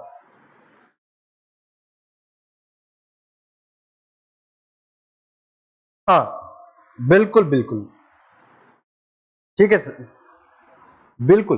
तो क्या हुआ कि जो युद्ध हुआ, यानी कि चंदावर का जो युद्ध हुआ, ये होता है 1194 में। अब 1194 में जो युद्ध हुआ, इसमें किसके साथ होगा दोस्त, तो वो होता है आपके जयचंद के साथ। देखिए मैंने अभी आपको यही बताया कि यहां पर जो छोटे छोटे राजा थे, अगर यही जयचंद 1192 के युद्ध में पृथ्वीराज चौहान का मदद कर देता तो शायद मोहम्मद गोरी भारत में एंट्री नहीं कर पाता। लेकिन इसने क्या किया, इसने मोहम्मद गोरी की मदद कर दी। उसका कारण कुछ और था, कारण यही था कि भाई मोहम्मद जयचंद की एक बेटी थी जिसका नाम था संयोगिता। अब संयोगिता से विवाह कर लिया था, या कहें कि जिसे भगा करके ले गया और उससे शादी कर लिया जयचंद ने, पृथ्वीराज चौहान ने जयचंद की बेटी से, जिसकी वजह से जयचंद एक बदले की भावना में था, वो बदला लेना चाहता था, और वो मौका देता है या मौका मिलता है जयचंद और मोहम्मद गोरी के मदद से। तो वहीं पर आकर के, यानी कि 1192 में पृथ्वीराज चौहान का हारने का सबसे बड़ा कारण, बड़ा तो नहीं कह सकते लेकिन हाँ प्रमुख कारणों में से एक कारण ये भी रहा। ठीक है, अब 1194 में जयचंद का युद्ध होगा, तो यह युद्ध हुआ चंदावर का। तो दोस्त ध्यान रखिएगा, बैटल ऑफ चंदावर, ये कई बार पूछा गया है कि बैटल ऑफ चंदावर कब हुआ, 1194 में। अगर वो पूछ लेगा किसके साथ हुआ, तो वो याद रखिएगा मोहम्मद गोरी और किसके साथ, जयचंद के साथ। इस युद्ध में मोहम्मद गोरी जीत गया और किसकी हत्या हुई, जयचंद की। तो जरा एक बार मुझे बता दीजिए कि जयचंद किस वंश का था। अभी हमने डिस्कस किया था, फटाफट एक बार बता दीजिए मुझे, ताकि मुझे पता चलता रहेगा। जी बताइए, जयचंद किस वंश का था, फिर आगे बढ़े।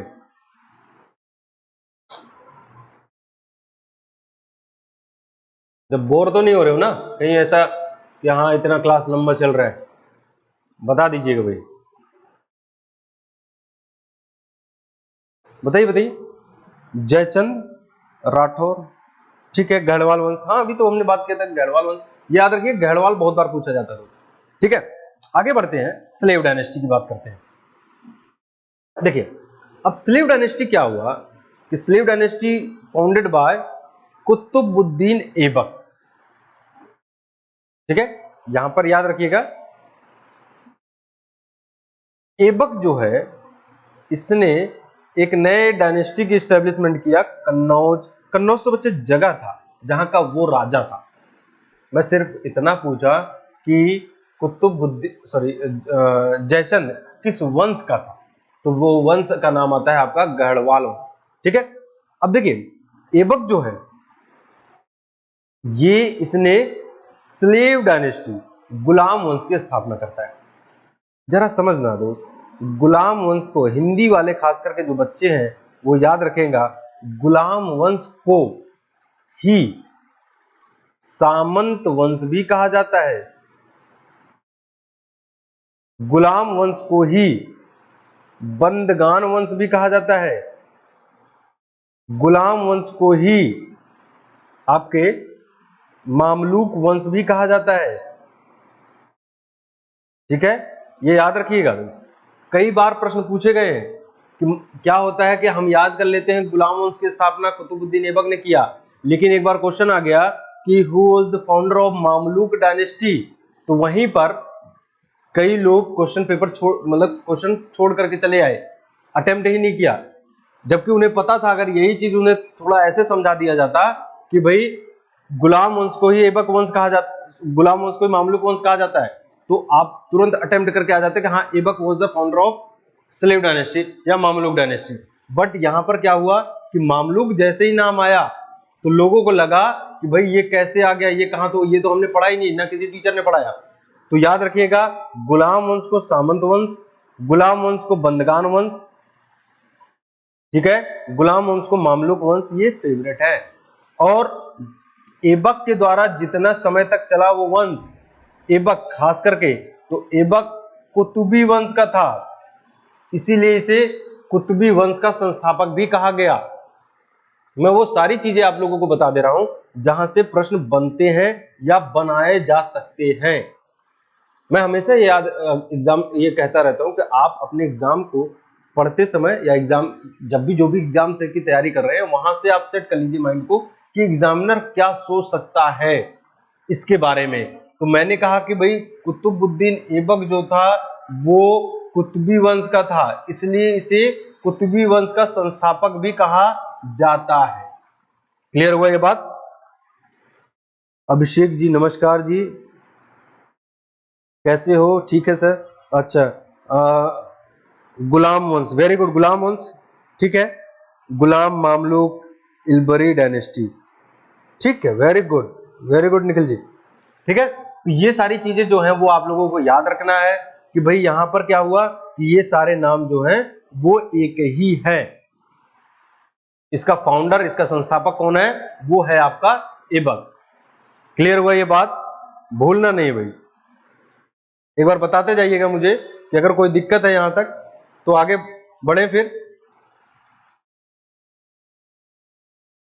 यस और नो कुछ भी लिख करके आप मुझे बता सकते हैं भाई कि अगर कोई दिक्कत है यहां तक तो वो भी बताइए, अगर कोई दिक्कत नहीं है तो वो भी बताइए, फिर आगे बढ़ा जाए।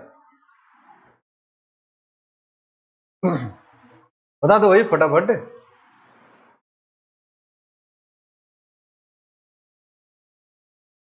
चलिए आगे देखते हैं।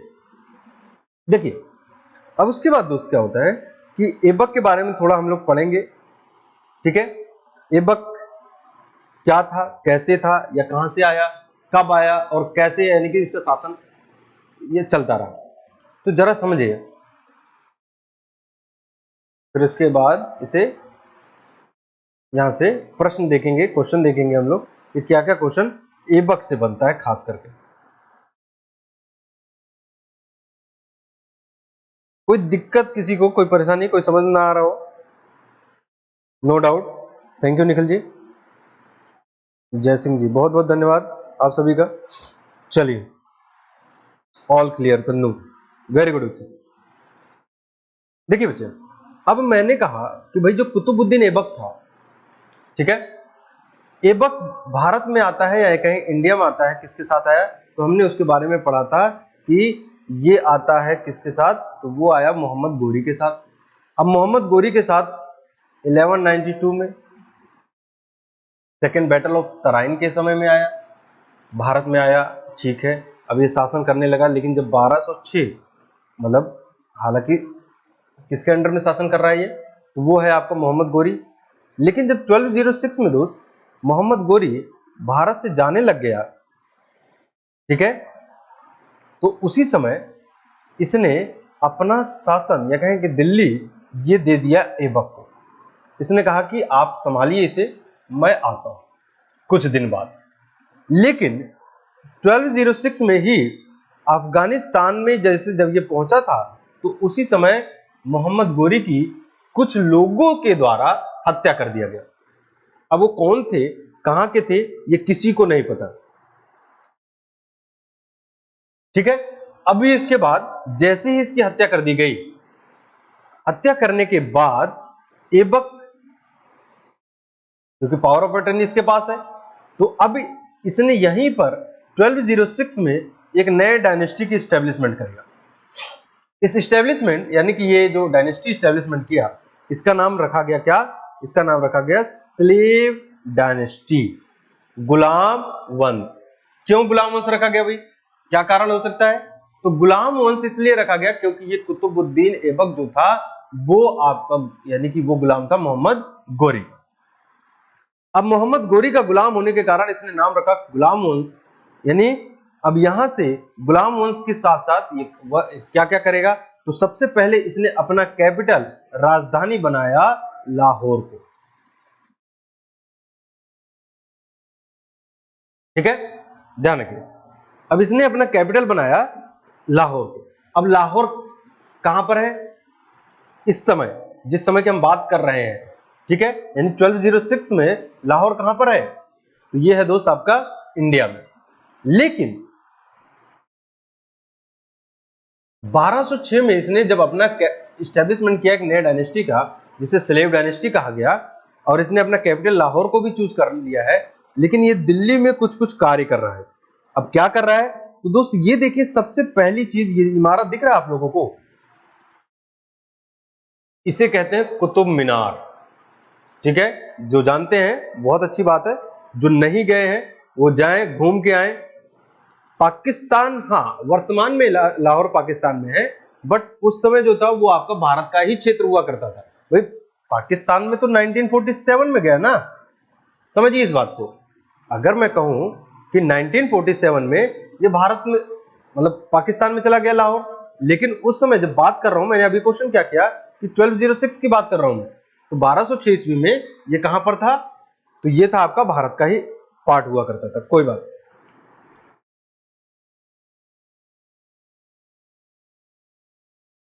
अच्छा, मतलब YouTube पे भी ये ऑप्शन आते हैं कि आप डिलीट कर सकते हैं ऑप्शन को, कमेंट को, सॉरी। चलिए अच्छी बात है। तो अब इसके बाद क्या होता है कि इसने अपनी राजधानी बनाई लाहौर। लाहौर से शासन तो कर रहा है, लेकिन वर्क कर रहा है ये दिल्ली में। जैसे कि ये देखिए, मैंने कहा कि ये कुतुब मीनार है, इसकी नींव रखवाई थी दोस्त इसने। एक संत हुआ करते थे जिनका नाम था शेख कुतुबुद्दीन बख्तियार काकी, सॉरी, उसी बख्तियार काकी की या कहे संत के मर जाने के बाद उन्हीं की याद में इसने एक मीनार की स्थापना किया, जिसका नाम पड़ा कुतुब मीनार। यहीं पे अगर आप ध्यान से देखें तो कुतुब मीनार के ये बगल वाला जो क्षेत्र है, ये यानी कि ये साइड में जो क्षेत्र है, यहीं पर एक ये सारी जो क्षेत्र है वो मस्जिद के नाम से जाने गए।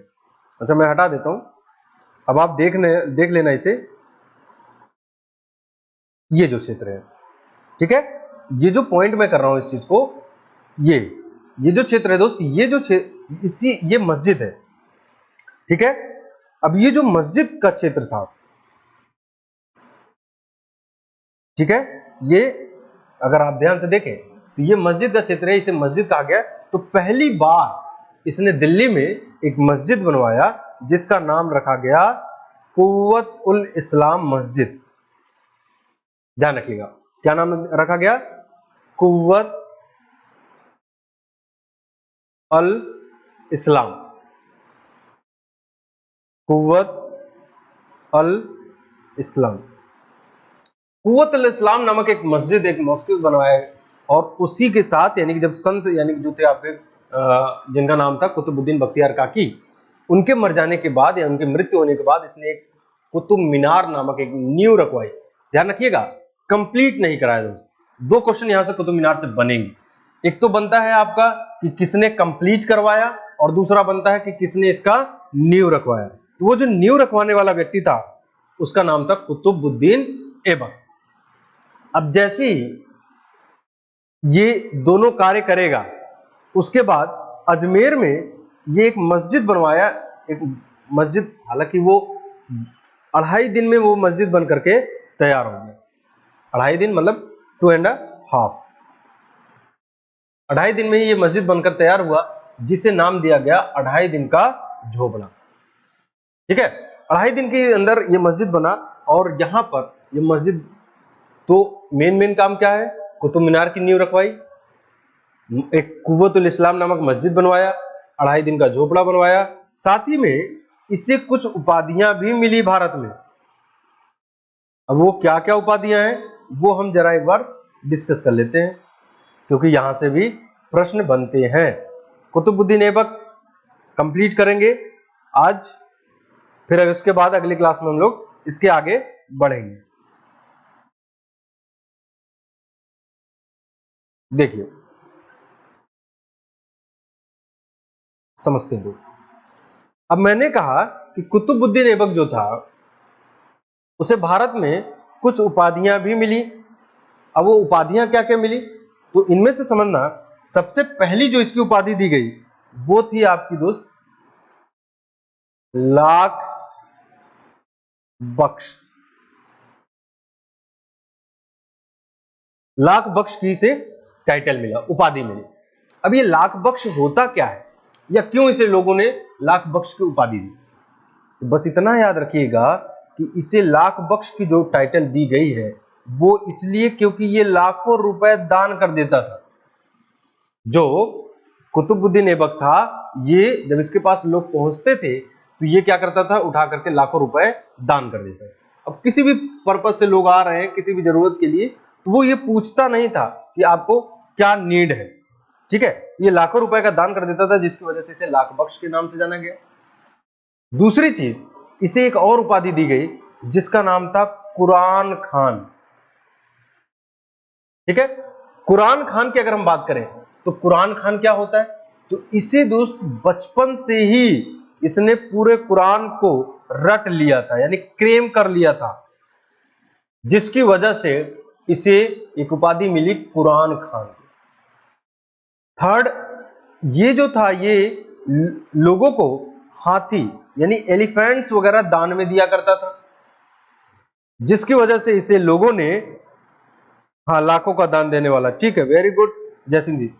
तो ये क्या होता था कि ये हाथियों का दान दिया करता था, इसलिए इसे लोगों ने एक उपाधि दी, हातिम ताई सेकेंड, हातिम ताई द्वितीय। ये सारी चीजें इसकी उपाधियां हुआ करती थी। आज हम लोग इन सब चीजों के बारे में पढ़े कि क्या क्या पढ़ लिया हमने पढ़ा कि भाई कुतुबुद्दीन ऐबक के बारे में, कि कुतुबुद्दीन ऐबक जो है वो भारत में क्या क्या किया, तो हमने पढ़ा कि भाई इसने कुतुब मीनार की स्थापना किया। ध्यान रखिएगा, लाख बख्श के जो उपाधि इसकी दी गई, ये बहुत बार क्वेश्चन आए हुए हैं आपके एग्जाम में, और आप लोग आज इसे पढ़िएगा।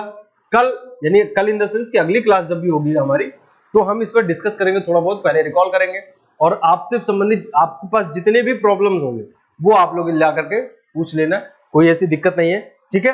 तो इसे पढ़ते रहिए और रेगुलर आप लोगों को क्लासेस चलती रहेंगी। मैंने आप लोगों को बता दिया कि ऐप भी आप लोग डाउनलोड कर सकते हैं, वहां पर भी आप लोगों को इसके बारे में जानकारी मिलती रहेगी।